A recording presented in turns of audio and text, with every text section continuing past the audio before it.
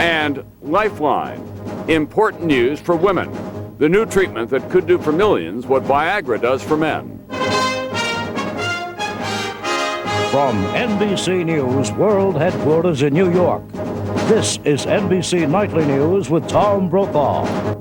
Lifeline tonight. You don't have to watch Sex and the City to know there's a lot more talk and public awareness about sexuality these days. Senator Bob Dole and the Viagra commercials are just one example. But what about a Viagra for women? There isn't one, at least nothing from the big pharmaceutical companies. However, as NBC's chief science correspondent Robert Bazell reports tonight, a new study from a top medical school is bringing serious new attention to an herbal remedy.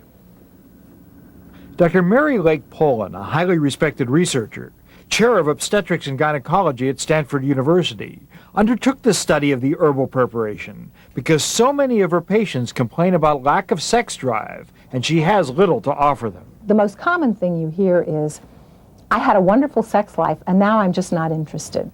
Patients like Hendy Lund. It was not normal for somebody of my age to not be interested in sex, and it became a problem in our marriage.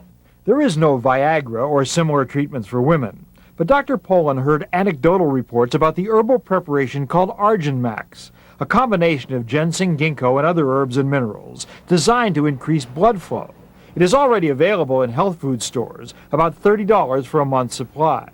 With a colleague, she designed a scientific experiment with Hendy Lund and 92 other volunteers. The study followed what researchers consider the gold standard for proof. Neither the women volunteers nor the scientists knew who was getting the herbal preparation and who was getting a placebo, a dummy pill. Hendy Lund suspected she was taking the herbs and not the dummy pill, and she was right. About 2 weeks into the study, which was a month long, I noticed an increase in my sex drive. And she was not alone. In the 4-week study, 73% of the women said they had an increased frequency of sexual desire and improved satisfaction with their sexual relationship. Only 20% of those taking the dummy pill had a positive response. No known side effects, but herbs, unlike drugs, are not regulated by the FDA.